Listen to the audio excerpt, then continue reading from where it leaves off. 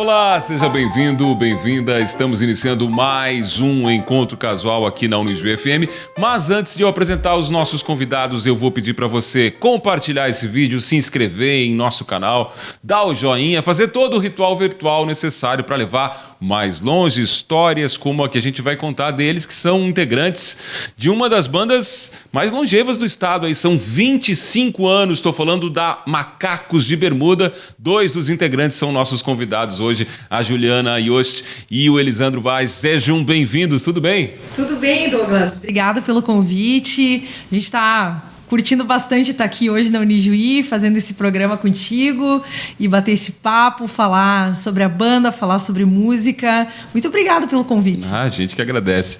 Elisandro, bem-vindo. Boa tarde. Obrigado pelo convite. É uma alegria voltar a Juí, uma cidade que sempre nos acolhe muito bem, quando a gente vem tocar, e estar aqui no programa de vocês é muito legal, muito bacana. Falar de música sempre é muito bom, né? Pois é. Vocês têm uma história com o Juí, a gente vai falar ao longo do programa disso, mas antes eu quero saber um pouquinho mais da Juliana e do Elisandro. Como é que a música surge na história, no caminho de vocês? É desde pequeno, tem influência de família, enfim, como é que é a caminhada de cada um? Eu sei que voltaram lá longe no tempo. É uma história muito longa, tanto para mim como para o Elisandro, então vou falar rapidamente da minha parte, né?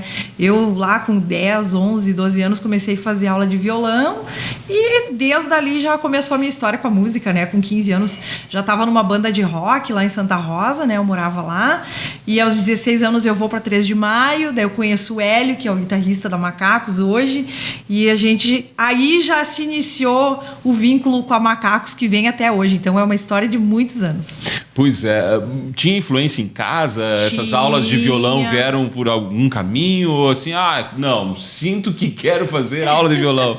Então, comecei com a música porque eu comecei a fazer teatro, né, com essa idade. E eu tinha colegas do ensino médio que tocavam violão e os meus irmãos mais velhos também sempre curtiram muito rock em casa, né? Tive bastante influência dos manos.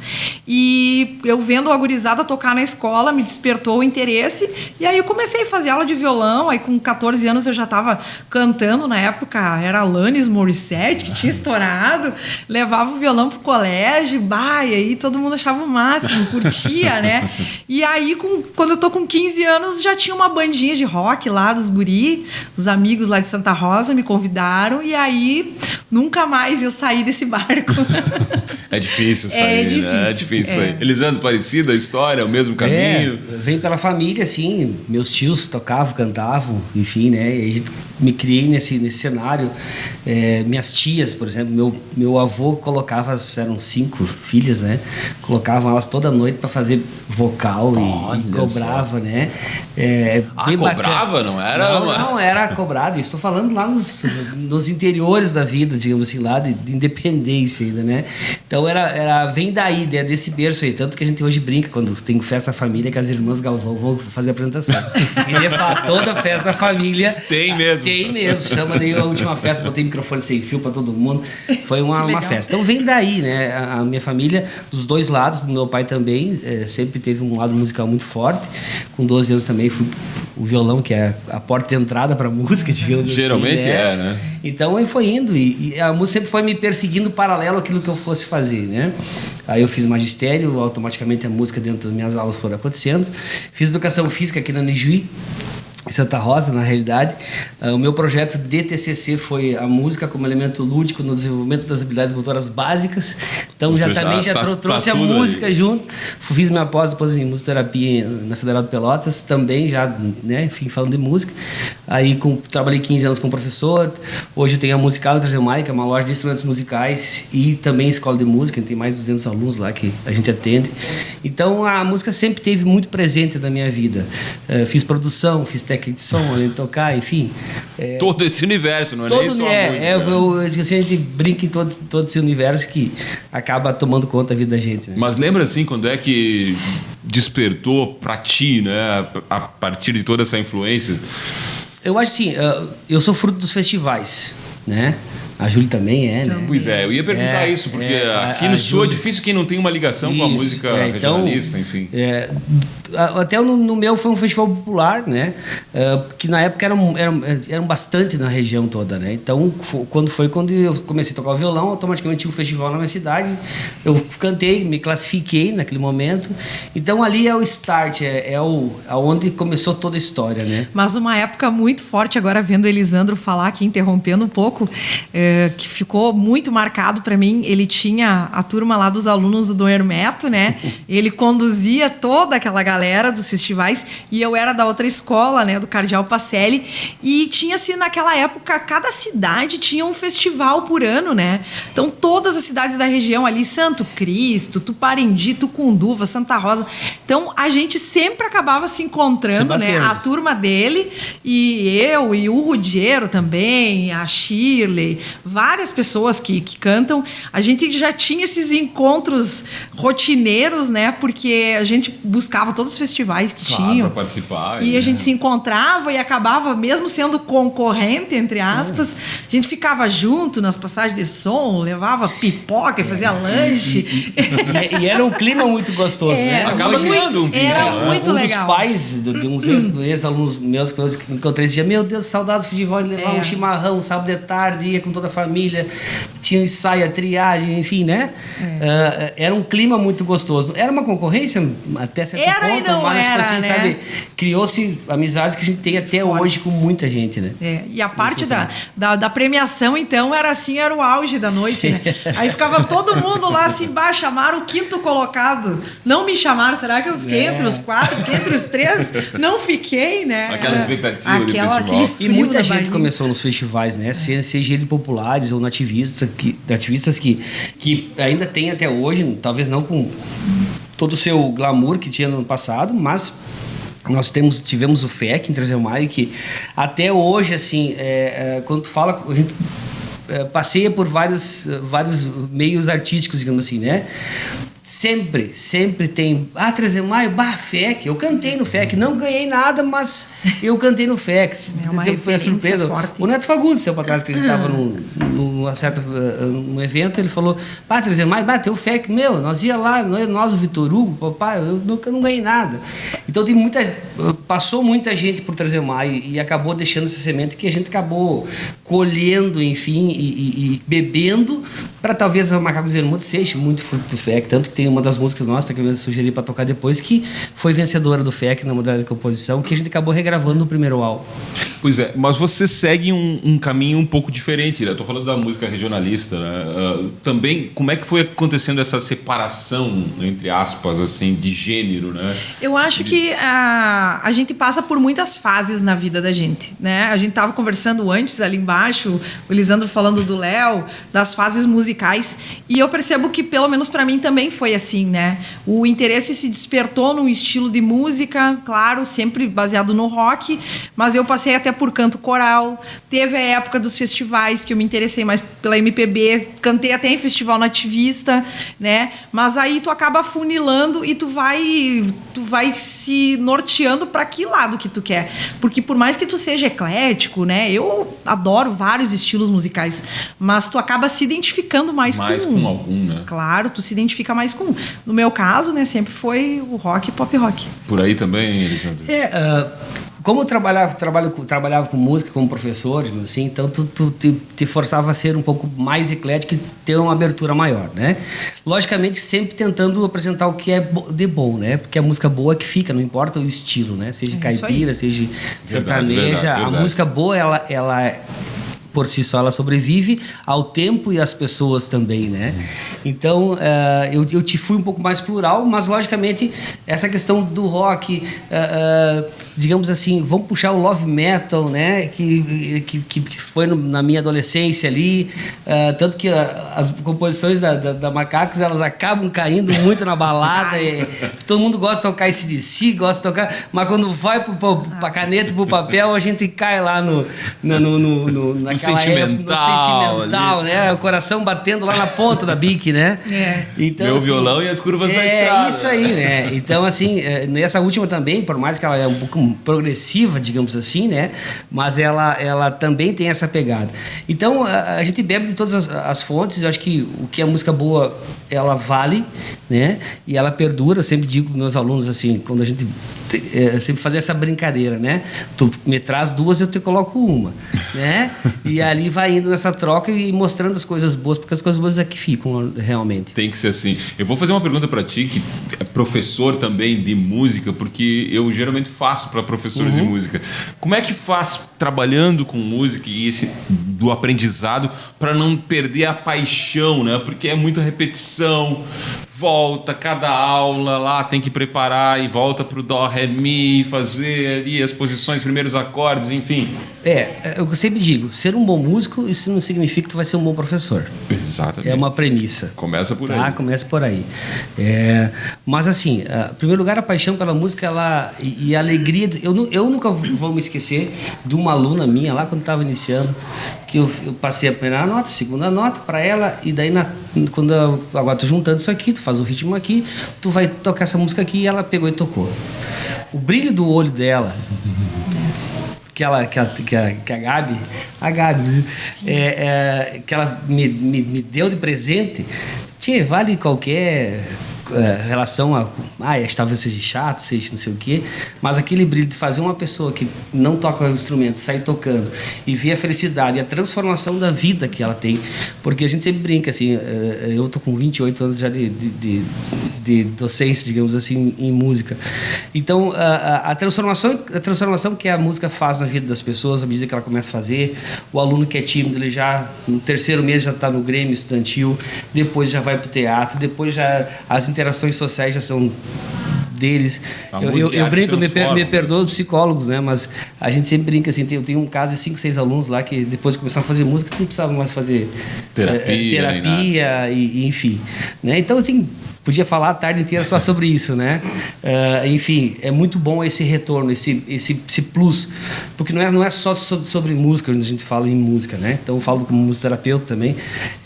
A música, ela perpassa várias questões pessoais e acomoda muitas melancias, digamos assim, no andar da carroça, né? E claro que a gente tem que chegar nesse final do primeiro bloco a história da Macacos, né? Como é que surge a ideia de juntar, vocês já se conheciam, enfim, primeira formação?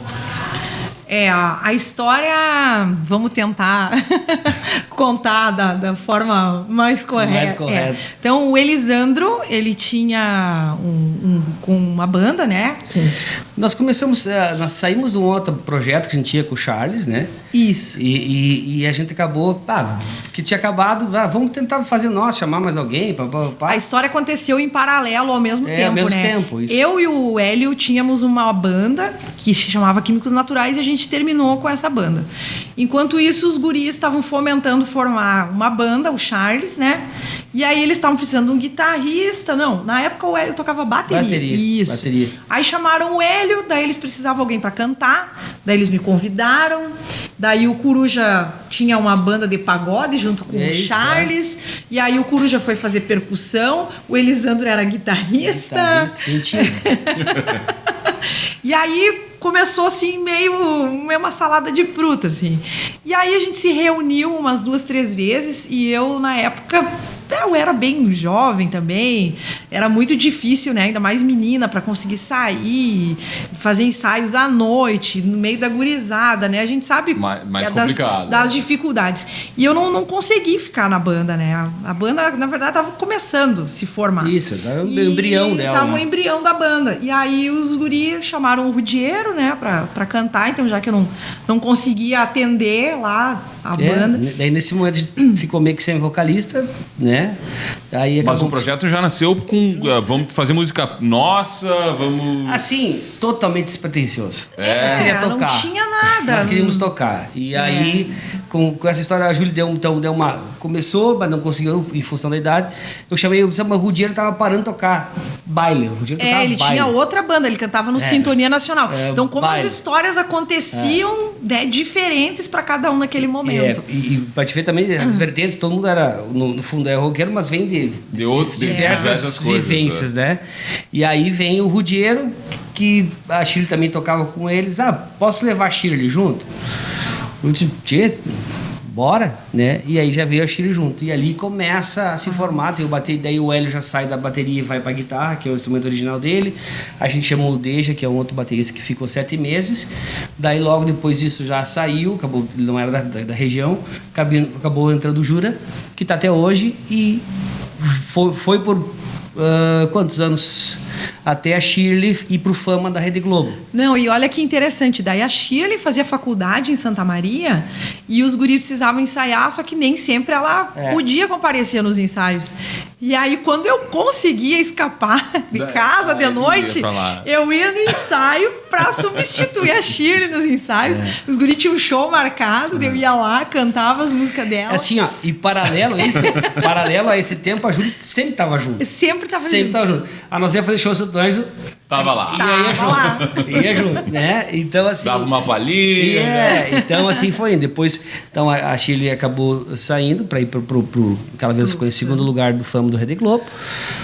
Aí entrou a Cibele, a Cissa, ficou 2 tempos, ela também saiu da região. E a Cibele, nós tínhamos uma dupla Cissa e Júlia em paralelo, né? A gente fazia barzinho, tocava... Confusão era grande. Vários caminhos se uma rede, assim. E o nome? Por que Macacos de Bermuda? O primeiro show nosso, por incrível que pareça, foi um domingo de carnaval, num bloco de carnaval que tinha 200 e poucos integrantes, que eles acabaram fechando, não saíram pra fora. E tempo que o rock, né, ainda era a música principal, né? Então tinha um show, o primeiro show nosso foi no domingo de carnaval, que todo mundo tava de bermuda, tava no bloco lá no QG, né? QG do bloco lá. E daí um amigo nosso disse, parece uns macacos de bermuda pulando no palco. E dizia, tá aí o nome. Né? Daí, uns macacos de bermuda, mas por que Paralamas do Sucesso? Né? O traje é rigor, né? Então hoje já ninguém mais a pessoa já está acostumada também, já nem pergunta mais por que da macaca, né? Mas enfim, ficou e tu fala uma vez, ninguém mais esquece, né? Pois é. Vamos colocar música na nossa conversa, gente? Vamos lá. O que a gente ouve assim, nesse primeiro bloco de Encontro Casual? Quem sabe a gente começa pelas curvas da estrada? Vamos começar com essa já. Então vamos começar com as curvas. E na sequência? O que tu sugere, Lisandro? Pode ser Geração? Pode ser. Que vai falar um pouquinho também dessa questão aí da música nesses 25 anos da Macacos de Bermuda. Passagens dos ritos e fases da vida, né? São os meus convidados aqui, Macacos de Bermuda, integrantes da Macacos de Bermuda aqui conosco no Encontro Casual. A gente ouve as 2 primeiras, depois volta com mais conversa e bate-papo por aqui.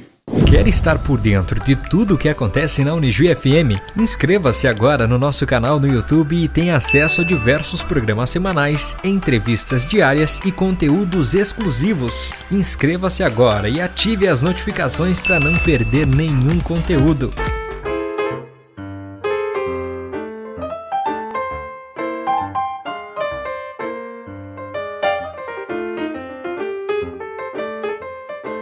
Muito bem, estamos de volta aqui com o Encontro Casual, recebendo hoje integrantes da banda Macacos de Bermuda, a Juliana Yost e o Elisandro Vaz. E vamos falar um pouquinho de música dessa época. São 25 anos, né? Muita coisa mudou. Vocês já surgem com o projeto também de música autoral. Isso veio naturalmente? Foi acontecendo? Como é pela vivência de cada um? Enfim, são muitas vertentes, como a gente falou aqui no primeiro bloco, né? Eu acho que o Charles e o Hélio, que são os mais experientes, né, da banda, digamos assim, no primeiro CD eles já tinham quase que todas as músicas meio que já desenhadas, né? Então, naquele primeiro momento, a gente... naquele primeiro CD, lá em 2001... Foi em 2001. Uhum. Então, a gente bebeu muito aquilo que eles já tinham, né? A gente era uma gurizada mais nova, digamos assim, né? Enfim, acabamos executando as músicas que eles já tinham já pré-concebidos e colocaram na roda e foi acontecendo. À medida que vai seguindo, né, a gente faz o segundo CD, que daí já é uma participação mais coletiva, digamos assim, no sentido de composição também, mas sendo sempre eles, o Charles e o Hélio, os bons de caneta, digamos assim, né, os ponta esquerda na caneta, né. Então, assim, fazendo com que... e quando o Hélio, principalmente, é um que briga muito por essa questão autoral, né, e com toda a razão do mundo, porque o que fica é o que a gente escreve e deixa, né. É gostoso tu chegar aqui, por exemplo, e o programador ali te dizer o nome das nossas músicas, né. Ou hoje, que nem no último show, a gente vê uma gurizadinha de 8, 9, 10, 11 anos cantando as nossas músicas, né. E o Hélio tem uma razão muito grande de lutar e brigar em função disso, porque a gente acaba se acomodando muitas vezes no cover, né, que é mais fácil, agrada mais fácil e tal, né.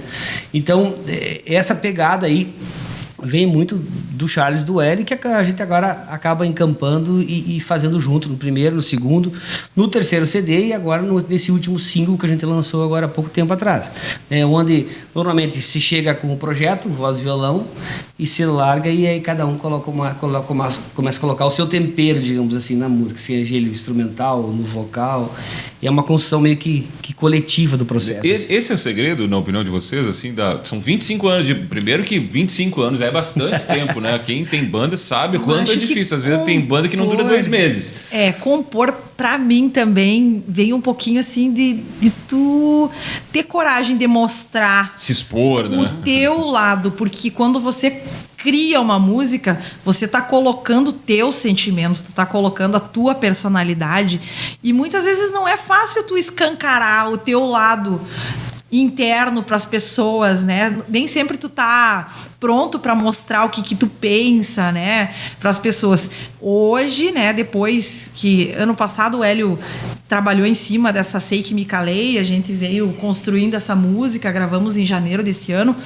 Então agora, a partir do ano passado, eu criei mais coragem, a Júlia, depois de tanto tempo, e tô começando a rabiscar alguma coisa, e às vezes eu mando, compartilho uma letra, alguma ideia, mas é um processo bem demorado, né? Que vai amadurecendo ao longo do tempo, vai aprendendo a parte de musicalizar, como que tu vai criar melodia. Então é uma coisa muito complexa, né? Não é tão simples assim. Fazer a letra é uma coisa, botar a melodia é outra, criar arranjo são várias etapas, né? E esses arranjos coletivos, como você disse, Lisandro, de também dar essa pitada que cada um carrega, né? Assim, mais pessoalizado, né? Tá, tem uma vertente mais da regionalista, outro do rock mesmo, enfim. E isso a gente que conhece, né, tá muito implícito nas nossas composições. A maneira como eu coloco o teclado é aquilo que é a minha característica. Claro. Baixa, guitarra, bateria, cada um tem as suas características muito distintas. E que isso depois juntando acaba dando o que dá. Se é bom, é ruim, o público vai ter que dizer, né? Mas enfim, está muito na nossa... Como se não fosse bom, 25 anos não dura, cara. É simples assim. Então, tipo assim, a gente que conhece, nos conhecemos, né? As particularidades de cada um, a gente, quando alguém bota algum arranjo, esse aqui é o Jura, esse aqui é o Hélio, é a marca registrada de cada um. Tem as suas particularidades. Esse aqui é o Jura. Não, esse tem essa levadinha que é de jazz e blues que o Jura estudou muito tempo na bateria, né? Então, tem isso. Esse piano aqui do Lisandro, esse piano aqui é lá de outras vertentes, né? Então, que acaba dando molho, que eu acho que é o bacana da história, é isso aí, né? É essa comunhão, digamos assim, esse encontro de diversas vertentes que acaba sendo a Macacos de Bermuda. Outra questão da Macacos é que não tá lá no centro do estado, tá longe demais das capitais, como diria Humberto Gessinger, né? O quanto isso dificulta para vocês e talvez limitou de não chegar ainda mais longe numa projeção ainda maior. A gente conta isso nos podcasts por aí e a galera faz um tempo atrás quando contou pra uma gurizada que era mais nova, que para acontecer uma música a nível de estado, tu tinha que pagar para 2 rádios grandes na coisa, né? Tu pagando para essas 2 rádios, ia acontecer, tá? E como a gente acaba não vivendo da música, a gente sempre usou o dinheiro que entra, mas a banda a gente deixa num caixa. E a gente tava com esse dinheiro para pagar. Daí a gente chegou no momento assim, tá, mas e daí? Beleza. Aí eu era professor, o Ruggiero estava entrando na magistratura para juiz de direito em Santa Rosa, o Coruja é dentista. Esse cara, todo mundo tem suas profissões. Tá, vamos lá. Estourou. Quinta Pelotas, sábado sexta Santa Maria. E aí, vamos conseguir atender? Vamos lá, que cada um vai largar. Vamos largar tudo? Né? Aí foi assim, muito tenso esse momento da banda, assim, né? Porque talvez o material para a época a gente tinha, né? Nosso material talvez seria compatível com a época, né? Enfim, as nossas músicas teria chance de acontecer alguma coisa, né? Pagando ou não, enfim. Mas como que nós estaríamos dispostos após acontecer isso aí? Aí só tu colocar esse dinheiro para colocar, enfim, né? Então a gente naquele momento a gente sentou e nos propomos a fazer algo mais regional, num raio aí de 200 quilômetros, que era aquilo que a gente ia conseguir atender realmente, né? E acho que a gente foi feliz, assim, naquele momento. Lógico, hoje o mundo é totalmente diferente, né? Hoje nós podemos estar aqui, a nossa música está tocando, exatamente. A gente pega no espectro lá do Spotify, por exemplo, né? Vai para todo lugar. Nossa música toca em todo o mundo. Até porque naquela época, para acontecer, tinha que ser presencial, né? Também. Hoje, tu tá aqui, nós estamos... Quantas pessoas estão nos vendo? A gente tá... Pro mundo, se quiser... A gente não precisa estar mais presencial, então, né? naquele momento, 25 anos atrás, talvez não 25, mas 23 anos atrás, a gente teve que fazer essa opção, né? E acabamos optando, né? Hoje, talvez, não sei, mude, porque até todo mundo já está com as suas situações um pouco mais estabilizadas de todas as formas possíveis.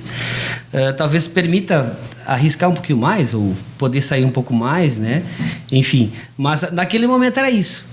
É difícil até os jovens entenderem que tu tinha que pagar para 2 rádios tocar tua música, tocando essas 2 rádios, tu acontecia no mundo inteiro. Não só isso, né? Também a questão pessoal de cada um, né? Hoje os nossos filhos já estão criados, como a gente diz. Na época todo mundo tinha as crianças pequenas em casa, precisava também, era importante a presença. Um pouco a família e tal. Isso também pesou bastante, né? Muito. Então hoje já fica um pouco mais fácil. Porque muitas pessoas talvez não entendam. A gente sair um fim de semana, fazer um show, né? A gente já consegue. Que entenda que tem o glamour da música, mas tem um trabalho enorme, renúncia, sacrifício, finais de semana jogados longe de casa, né? O glamour do palco é ótimo, é perfeito. A solidão do hotel pós-show.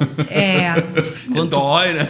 Aí quando podia estar com meu filho, podia estar com minha esposa. E não é só no show, né? Porque tudo demanda tempo. Tu tem que tirar tempo para tirar música, para ensaiar.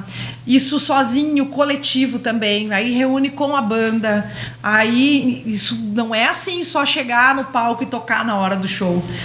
É um processo que, nossa, só quem tá nos bastidores sabe como é que é. Segunda-feira de noite, tu queria estar em casa, no sofá, com a família, vendo o filme, dia do ensaio. Às vezes tem um show, vai botar música nova, tem que fazer um ensaio extra na semana. E em casa, né, tu podia estar fazendo alguma coisa com a família, tu tá lá trancado ouvindo várias vezes, 20 vezes a música, pegando a letra, o inglês, o acorde, para chegar no ensaio. Sim, porque tu não vai poder chegar no ensaio e recém ouvir a música para tocar. Tu tem que chegar com ela pronta, né, com a tua parte tirada. E aí tem outra parte que eu vou entrar, que eu acho que em bandas que tem o tempo de estrada que vocês têm, 25 anos, é assim, como conviver em harmonia, né, depois de tanto tempo, ou se suportar, entre aspas, tanto tempo. Porque as bandas, muitas acabam justamente por essa convivência fora do palco, né? Nesses bastidores, né? Na estrada. Vira uma família, né, Douglas? Tu já conhece todo mundo, a gente comentou ali embaixo, antes de vir pro estúdio, que quando tu chega no ensaio, tu já olha no semblante do teu amigo e tu sabe, hoje a coisa não tá legal. O Elisandro não tá bom da cara hoje. E hoje tu tá chateado, alguma coisa tá diferente. Então, tu já conhece a pessoa, né? A gente brinca, né? Porque o Charles e o Hélio são os mais experientes, né?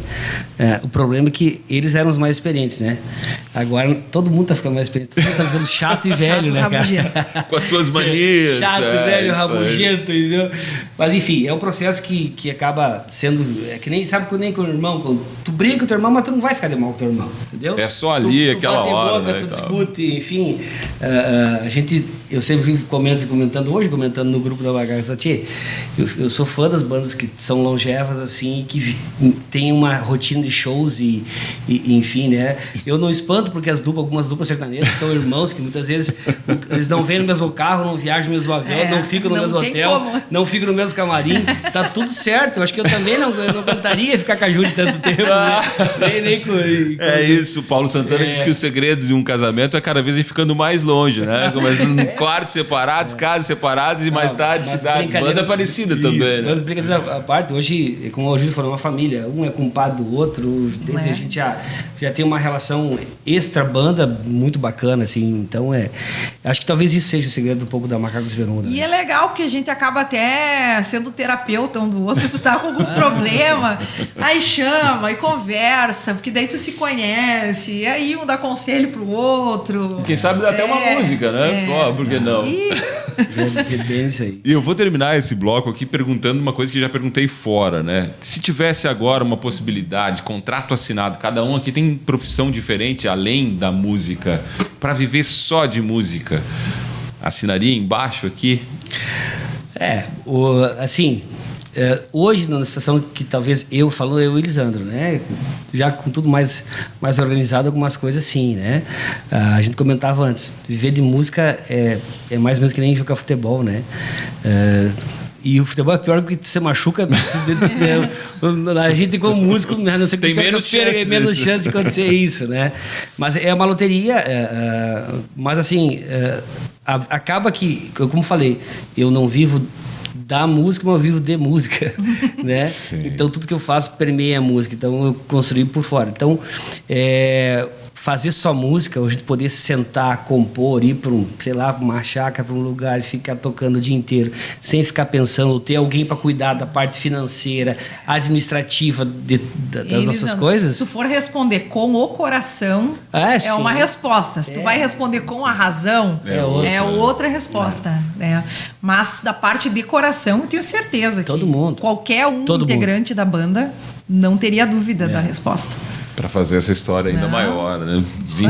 Vivendo só de música. Falando em música, vamos ouvir mais duas? Vamos lá. O que a gente ouve agora? Vamos lá, Júlia.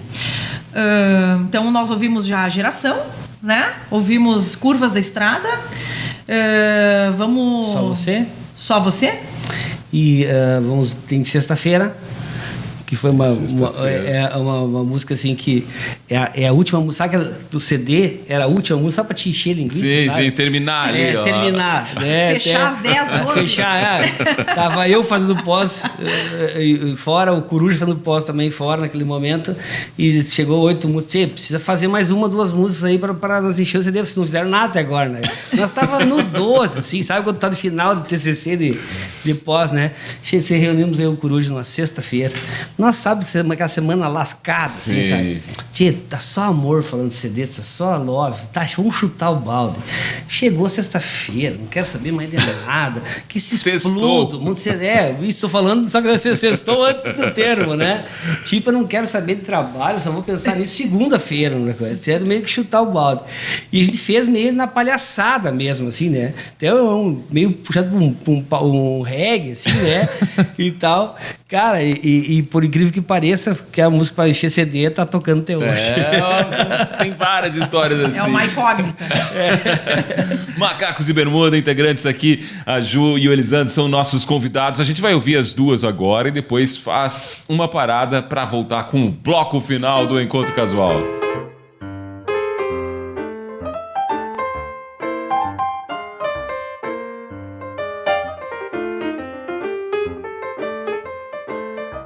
Depois do intervalo, nós voltamos aqui com o Encontro Casual da Unijuí FM, hoje recebendo integrantes da Macacos de Bermuda, que neste ano completam 25 anos de casamento, não, de banda, né? 25 anos de banda. A Juliana Yoshi e o Elisandro Vaz estão aqui conosco.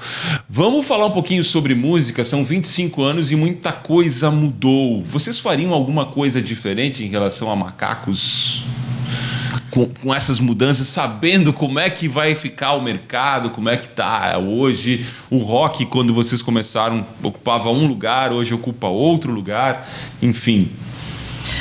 Eu acho que a gente não pecou em nenhuma parte. Antes, quando o Elisandro vinha falando da história do primeiro álbum, quando se chegou naquele ponto de decidir vamos largar as nossas coisas e vamos partir para a estrada, né? Eu acho que todas as decisões foram sempre bem acertadas e... Eu vejo a Macacos hoje como uma banda de sucesso.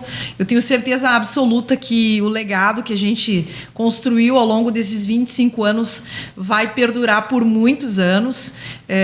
Eu sou muito grata por fazer parte da banda, por estar junto na história da Macacos desde o começo.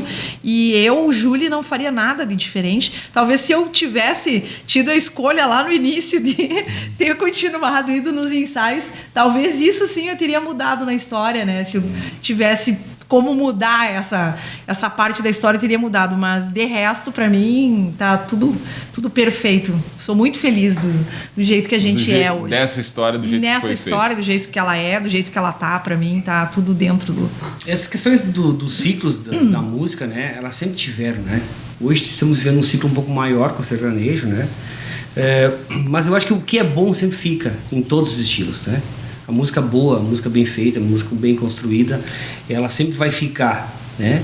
Tanto que a gente tem os clássicos, né? Que passam-se 20, 30, 40, 50, 60 anos e a gente continua escutando, a gente continua refazendo, muitas vezes até reconstruindo eles, mas, enfim, as coisas boas ficam e o que é banal também no rock, muita coisa ruim que se fez, ficou. Né? Então acho que a vida vai ser, ela é cíclica, mas ela é seletiva também. O que é bom fica, o que não é se esquece, né? Então quanto a isso acho que é um processo natural das coisas.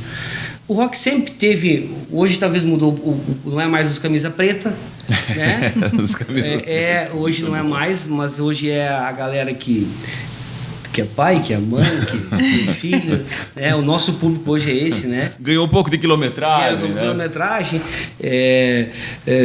enfim, construiu sua estrada a partir de talvez letras um pouquinho melhores que se escuta hoje, então talvez sejam pessoas um pouco mais esclarecidas, mais exigentes, talvez. mais, né? Enfim. Quanto ao gosto, a gente não vai entrar no mérito, né? E nem se discute, não tem como se discutir gosto, né? Mas, enfim, porque cada um tem o seu. Mas eu acho que o nosso público mudou. Hoje é um público diferente, né? Que curte nossa música. Tem muita galerinha, por mais... Está se renovando também, muito, né? Vivem com força. Uhum. A gente tem muita criança, muito adolescente no nosso show, assim, que... Opa... Né, enfim, tem muita gente seguindo, que nos chama no Insta, sabe, que canta todas as nossas músicas, né? Isso que é o mais bacana, assim, né? Então acho que são processos naturais da vida. O que é para acontecer, ela vai acontecer, tu querendo ou não, ela vai te levando para algumas coisas. E a música, ela é cíclica, né? Assim como o rock teve muito espaço nos anos 80, nos 90, e agora temos outros estilos que se destacam, eu acho que o rock ele vai voltar para o cenário de destaque.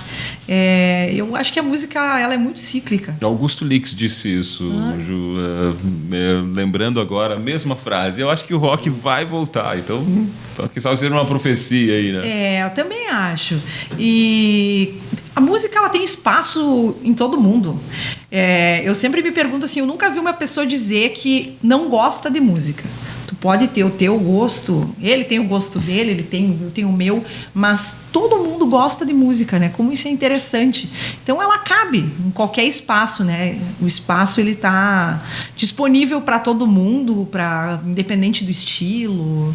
Então sempre vai ter espaço. E falando em música, eu queria que vocês falassem do atual momento que a música vive. Há quem diga que hoje a música não é feita para ser ouvida, mas para ser vista, né? Com redes sociais, feita para causar, feita para ter coreografia, para ter dancinha. Isso tá baixando muito a qualidade, assim, do que a gente tem hoje. Tô falando em mídia nacional, mundial, enfim, sem entrar em gêneros específicos. Percebo que alguns anos atrás a música ela era mais poética, né? E sempre se procurava nas letras trazer alguma mensagem, abordar algum tema, alguma questão, ou falar de algum sentimento, né? E hoje parece que a música caiu numa certa banalização, infelizmente, né? Não se pensa mais no qual é a mensagem que você quer trazer através daquela letra, daquela música. Se fala muito no flow, né? A letra não importa, o que importa é o flow. É o que eu escuto da geração nova que está aí. E eu tenho esperança que ainda vai se voltar a valorizar as mensagens que a gente quer trazer através da música.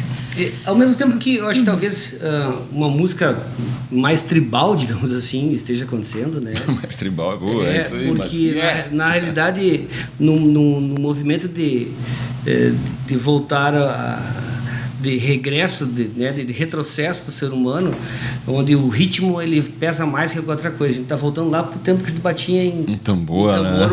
Não tambor, mas em paus ocos lá, né? Ou seja, voltando à boçalidade praticamente, né? No sentido de que não tem elementos de construção mais argumentados, seja ele instrumental, seja ele vocal, seja ele de letra, né? Então, há um processo de uma construção de desconstrução, né? Enfim, que está acontecendo. E a gente tem o agravante da inteligência artificial também. Então, eu ia chegar nesse outro ponto. Esse é outro ponto. Mas, ao mesmo tempo, o que para nós, em 2001, quando o Duca Lendecker veio para gravar o nosso primeiro CD, era difícil. O computador que a gente usava para gravar... Era um 386. 386 lá, que o Duca lembrava, meu Deus, aí, antes de salvar, pá, desligava. Disquete? Tinha que gravar tudo de novo. Disquete, dos dois tamanhos, né? Então, tinha um bolachão. Ao mesmo tempo que tinha essa questão no nosso tempo, mas também existia muita coisa boa, hoje há uma oportunidade que hoje em casa tu consegue construir coisas maravilhosas. Eu acho que talvez na grande mídia não está acontecendo, mas existe muita coisa boa sendo produzida que talvez nos porões da internet, digamos assim, a gente consegue achar... Precisa garimpar. Precisa garimpar um pouco mais. Ele não está tão explícito ali na página do jornal, no programa dominical da maior rede nacional, mas ele está ali e tem muita coisa boa. Eu acho que tem que sair dessa zona de conforto e esperar pronto chegar, porque vai chegar aquilo que está se escutando. Mas é interessante essa questão. Eu tive a oportunidade, umas semanas atrás, de estar com uma cantora de renome nacional, hoje partindo para o internacional, que a gente fez uma resenha mais particular, né? E que toca aquilo que a gente talvez condena, né? Mas nessa resenha ela tocou Tom Jobim, ela tocou Chico Buarque, ela tocou, né? Ou seja, aí aquilo que a gente falou, talvez o apelo que ela precisa ter para se vender, tá? Vai ter que ser esse apelo, porque é aquilo que está acontecendo, que está sendo vendido. Ela constrói para aquilo, né? Constrói para aquilo. Aí a gente mais volta curtas. no mais que no íntimo dela, da ela não acredita. razão e do coração. Isso o que aí. tu gostaria de fazer do teu coração? Mas aí o que a razão te pede para fazer? Porque daí existem outras questões envolvidas, né? Claro, questões comerciais. Remuneração e né, comercial. Então, eu acho que primeira coisa, eu acho que tem muita coisa boa sendo produzida, né? Em todos os gêneros musicais, não só aquilo que aparece na grande mídia. Então acho que vale a pena dar uma pesquisadinha, dar uma buscada ali. Hoje tá muito fácil, tá tudo aqui, né? Pois é, tá aí também aqui. A inteligência artificial que a Júlia estava falando antes, que tem muita gente aí dizendo que ela pode ser uma grande bengala, positivamente falando, né? Trazendo... grande aliada. Mas é uma aliada. E uma vilã. E, ao mesmo tempo, uma vilã, porque ela pode, desde trazer um timbre de voz... exatamente, ou quase exatamente igual a famosos, como criar também, né? Tira os méritos da tua capacidade, né? Do teu condicionamento musical, do teu talento, né? Eu acho, do ponto de vista, então vamos falar do ponto de vista negativo, eu não acho justo com quem tem o talento. Né, você pegar e usar inteligência artificial para competir com a habilidade humana. Mesmo assim, eu ainda penso que o que você coloca com o sentimento que o ser humano faz ainda tem mais espaço e consegue chegar e tocar as pessoas. Do programador, que a música da inteligência artificial não tem a alma ainda. Exatamente. Ela vai ficar, pode ser tecnicamente bem feita, mas não vai ter a alma. Eu acho que assim, ele é injusta no sentido comercial, talvez. Tá? No comercial, em quem vive de música, do cara que toca o violão, que não vai tocar, esse não precisa, o comercial de sobrevivência. Talvez isso seja mais injusto que daquele do lado, vamos olhar o outro lado sentimental. Porque à medida que eu fizer um acorde aqui, que eu der, tem meu coração junto aqui, que não vai ter na IA, por mais que ela possa ser muito próximo. E também tem a questão assim, putz, isso foi eu que fiz. Tocou a introdução do piano que eu coloquei lá na música nova, pode não ser aquilo que talvez uma inteligência artificial fosse fazer muito melhor que eu, mas sou eu fazendo. É eu alisando meus dedos. Se tem um erro, é meu. Às vezes a imperfeição é que dá o charme, né? Que dá o brilho, o toque final. Nem sempre o perfeccionismo quer dizer que é o melhor, né? Eu estava até falando, esse papo aqui rola muito dentro de uma rádio, vocês imaginam, né? E a gente estava falando que talvez vai ter, como tem a cerveja artesanal, vai ter a música artesanal feita por... Forte. Mas eu acho que é uma tecnologia que está aí, que a gente tem que lançar mão, né? Enfim, dentro daquilo que ela é justa, enfim, eu acho que é uma coisa que a gente não tem como fugir. Tá? É que nem a robotização que se falava nos anos 80, que os robôs vão tomar conta, tomaram. Então aí. Enfim, se tu não consegue mais ir para o fábrica, tu vai ter que aprender a arrumar o robô, talvez. Né? Nós vínhamos conversando sobre isso no caminho, né? A gente falando hoje que antigamente, até pouco tempo atrás, uma banda para se apresentar eram quilos, toneladas de equipamento em cima de um palco, né? E hoje o palco é praticamente limpo, tu não precisa... Clean. É clean, né? Hoje coisas boas, né? A tecnologia veio também, com certeza, para ajudar em muitas coisas. Os próprios estúdios de gravação hoje, muito mais fácil tu ter algum estúdio de qualidade, né, dentro.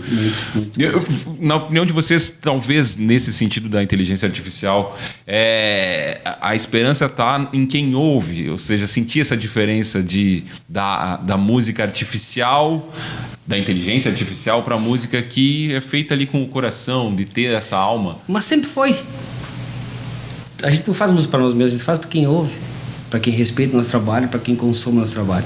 Lógico que tu vai fazer uma coisa que é tua, e à medida que o Maurício falou antes, tu fazer uma composição para apresentar é expor muita coisa de você, é se desnudar na frente das pessoas à medida que tu mostra uma composição.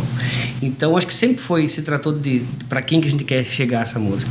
Então quando vê milhões, não vale os 100 fiéis escudeiros que estão ali sempre te ouvindo, teu show, pagando teu ingresso, curtindo teu trabalho. Eu acho que nós, como a gente fez essa opção, talvez de não tentar sair, foi uma opção por talvez primar por um grupo mais seleto, muitas vezes, né? No sentido de não as multidões. Talvez não mudaria a nossa vida. Lógico que a gente quer que a nossa música se espalhe, que todo mundo canta. Não vão ser hipócritas também nesse sentido. Todo mundo quer, né? Todo mundo quer. Tu quer que teu podcast seja usado por milhões de pessoas e tá tudo certo.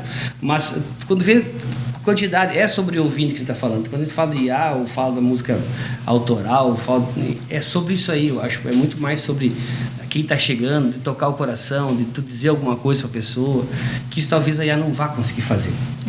E falando assim, de sucesso, né? Agora o Elisandro disse, talvez poderia estar viajando, fazendo várias coisas. Mas aí eu te digo assim, até onde o sucesso e a realização, a tua felicidade, elas andam juntas. Eu considero a Macacos uma banda de sucesso porque onde a gente vai, a gente sempre é muito bem recebido.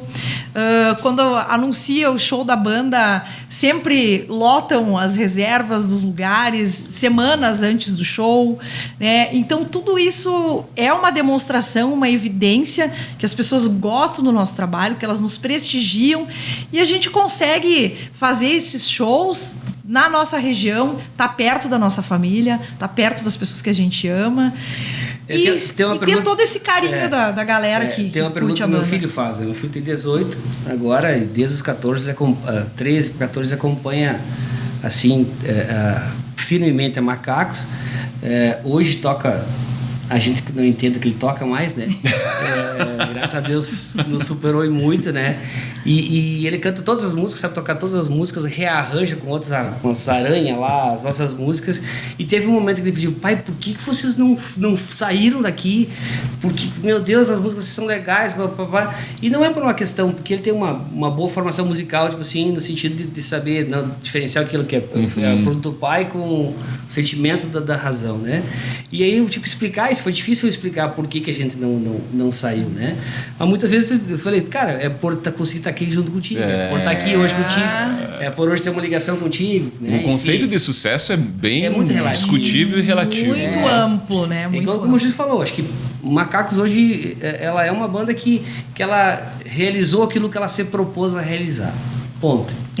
Quantos artistas que a gente considera, né, de sucesso e que a gente vê e sabe que são pessoas depressivas, solitárias, que não conseguem sair na esquina e no supermercado, fazer uma coisa comum que às vezes a gente não dá valor, uma atividade que a gente realiza no dia a dia, que às vezes tem muito mais valor do que outras coisas que a gente acha, talvez, que seja sucesso e nem sempre os exemplos são inúmeros, né? Antes da gente entrar no quadro existencial aqui, com o tempo que vocês têm de banda, né, eu quero que vocês busquem aí na memória desses 25 anos um momento. Eu sei que é difícil essa pergunta, né? Aquele momento inesquecível, assim, seja no palco, seja fora dele, mas enfim, relacionado a Macacos de Bermuda, que tem 25 anos de história nesse 2025. Para mim, foi quando... Então, eu comecei nos ensaios, né? Acabei não ficando na formação inicial. Eu fui embora, fiquei alguns anos fora do estado do Rio Grande do Sul, né? Eu sou enfermeira, fui trabalhar no norte. E eu volto em 2013 e... nessa época eu não sei quem que estava de vocalista na banda das meninas... que a Chile acabou voltando, depois a Cibele, enfim. Eles estavam sem o vocal feminino e em 2015 os meninos, até foi o Charles que entrou em contato comigo e falou: Julie, quero te fazer um convite. Nós conversamos lá na banda e estamos sem vocal feminino e nós queremos que você seja a vocalista da Macacos de Bermuda. Esse foi o momento. Esse foi o momento. Foi marcante. Foi bem marcante. Eles já teve mais tempo para pensar aí, ó. Vantagem. Foram dois que um completa o outro, né? Foi ver o meu filho cantando todas as músicas, né? E eu escolheria esse também. Então, assim, eu guardei 3 CDs originais, CDs mídia, para no momento certo entregar para ele. E quando ele chegou para mim, me pedindo para mim tirar as músicas, eu não lembrava mais as músicas que eu tinha gravado para ele tocar no teclado, e eu tive que escutar minhas músicas que eu tinha gravado e tirar elas, né?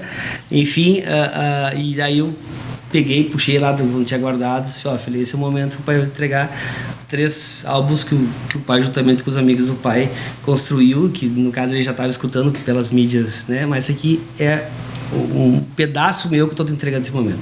Talvez esse seja assim, quando tu nossa, putz, que legal que fiz isso, cara. Hoje, sabe... Rendeu o resultado. É sobre isso, sabe? No teu caso, as 2 coisas que tu tinha feito, isso, né? O filho e isso. Daí veio ele tocando, veio ele cantando, e eu tenho que reescutar. E muitas vezes reescutando música que eu fazia anos que não escutava mais. E eu disse: putz, mas essa música é legal, cara. Por que nós não tocamos no show isso aqui, sabe? Aquelas coisas assim de você menosprezar. E eu acho que o momento que encerrou muito, que foi muito impactante, assim, pra mim, foi a live que a gente fez na pandemia.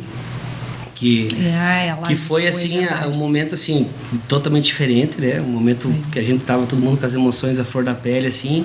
A gente se reuniu, daí quando via um pegava Covid, né? Enfim, e é aquela folia e tal. Mas enfim, a gente fez a live, foi muito bacana. A gente fez músicas nossas, fez músicas.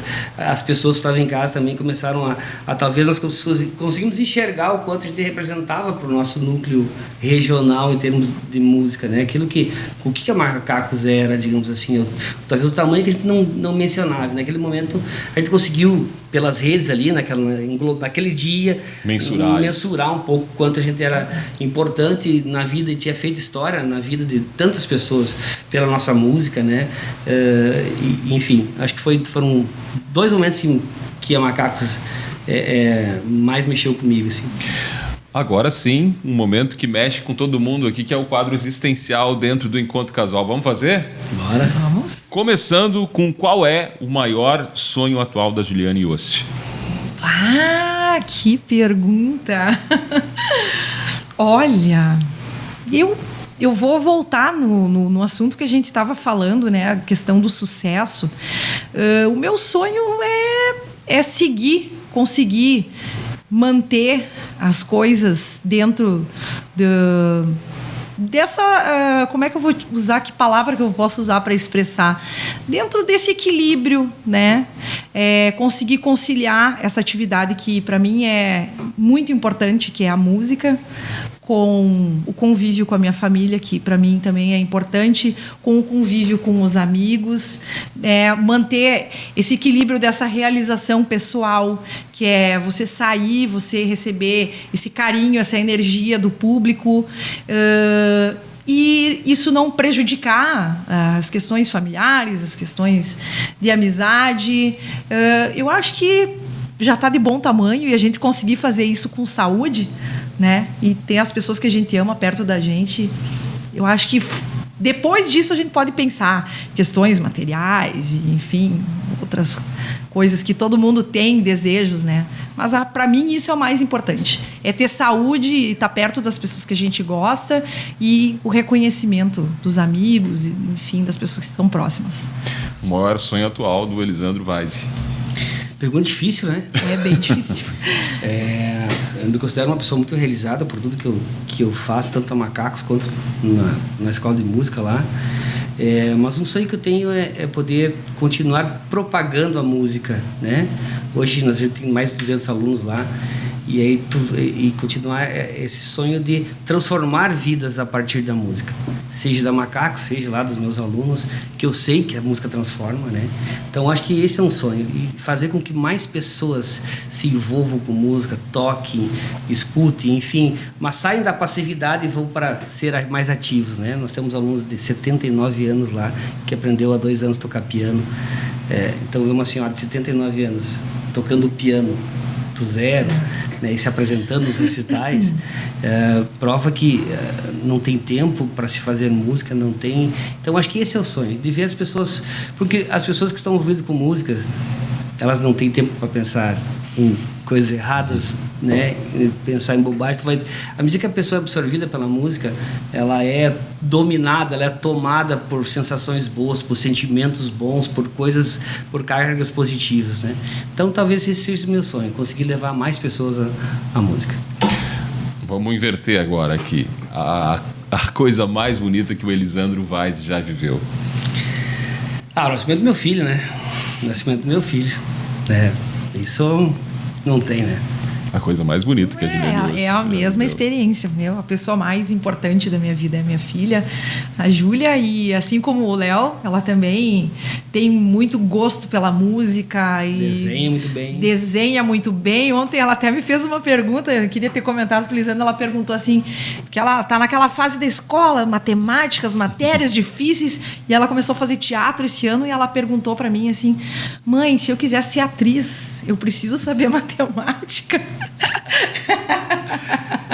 Então é isso, né? É uma pessoa que ela é um pedaço da gente, né? Os filhos são pedaços da gente. E quando ela nasceu, a partir do dia que eu soube, né, que eu seria mãe, então foi assim muito especial. A coisa mais triste que a Juliane Yost já viveu? Ai, mais triste. Olha, que bom que eu não tenho essa memória assim tão na ponta da língua para te dizer, né? Mas eu acho que um momento que, assim, que partiu muito meu coração foi quando eu tive que sair de casa, assim, que eu fui morar muito longe dos meus pais, né? E assim foi um momento bem dolorido, ficar longe. Na época a gente não tinha esses recursos de internet. Eu me lembro, assim, quando eu cheguei lá em São Félix do Xingu, que eu não tinha cartão para botar no orelhão para ligar para casa, assim, foram dias bem difíceis, mas tudo para o crescimento, né? Isso aí. É triste, como a gente falou. Eu vou mais dolorido. Talvez eu vou ter que mudar um pouco da pergunta. Mais dolorido foi o dia que eu embarquei o Léo para ficar um ano na Alemanha, né? Por outra ligação que a gente tinha, eu sei que já retornou, enfim, fez um bem, ia fazer um bem muito grande, mas esse desligamento, até pela ligação que a gente tem como pai e filho, pela música, de ficar até altas horas tocando, conversando. Então, foi um momento mais dolorido. Não seria triste porque seria, né? Mas esse seria um momento que eu mais senti, assim, que foi impactante na minha vida, no sentido de perca de alguma coisa, assim, por mais que a gente era uma perca provisória, momentânea, por um período, mas foi uma dor muito forte. O que é a morte para Elisandro Weiss? O que é a morte? Eu acho que é o fim de um ciclo, em que cada um a seu tempo vai ter que percorrer, e a única coisa certa na nossa vida é a morte. É isso aí. O que é a morte para Juliana? A morte. Ninguém voltou para nos contar como é que é, né? Para mim é um grande mistério, mas é o final de um ciclo, né? Eu acho que a gente está aqui temporariamente. Não sei o que vai acontecer depois, né? Independente de crença ou de religião, a gente não sabe o que vem depois. E é importante aproveitar esse momento que a gente está aqui. E morte é o fim, né? Ou um recomeço. Nunca se sabe. E para finalizar, para vocês dois, o que é a vida? A vida é um presente, né? A vida é a coisa mais maravilhosa que acho que eu acredito em Deus e acho que Deus proporciona para nós. É essa experiência única e louca e kamikaze e que nos proporciona altos e baixos, e a gente tem que desfrutar o caminho, aproveitar todos os dias o máximo possível e viver a vida mais bem vivida possível. Eu acho que é um grande presente. É um dom, né? É um dom que a gente recebe de Deus, e esse dom está implícito de fazer esse dia, essa vida feliz, porque a vida é muito simples. Para a gente ser feliz, para a gente ter uma vida boa, é muito simples. A gente precisa de muito pouca coisa.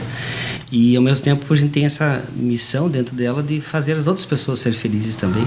E de deixar aqui, nesse plano da vida, digamos assim, realizações em que, não para ser lembrado, Elisandro, mas coisas que fiquem positivas, que tu vai deixar que daqui a 100 anos, quando tu partir, putz, vamos lá talvez escutar lá a Cruz da Estrada, sei que me calei.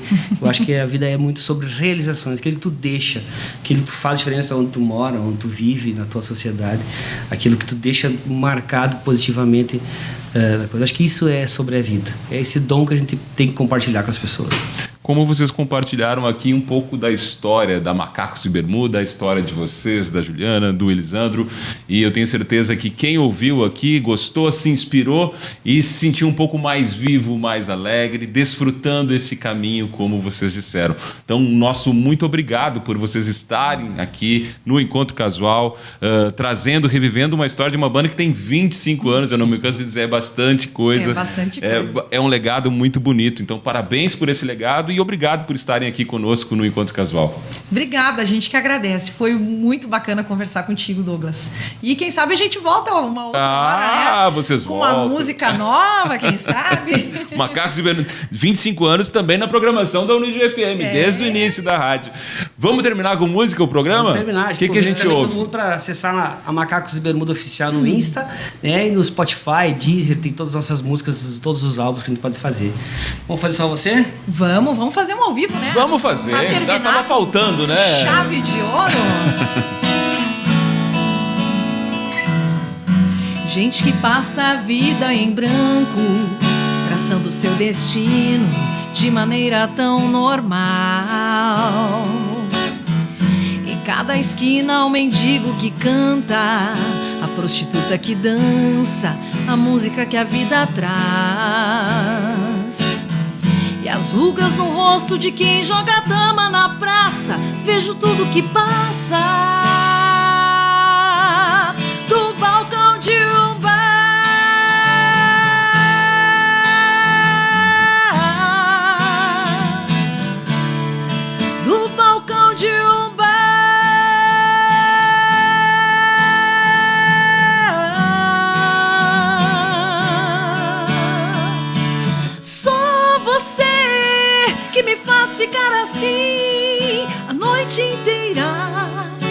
de bobeira. Só você que me faz ficar assim a noite inteira de bebedeira.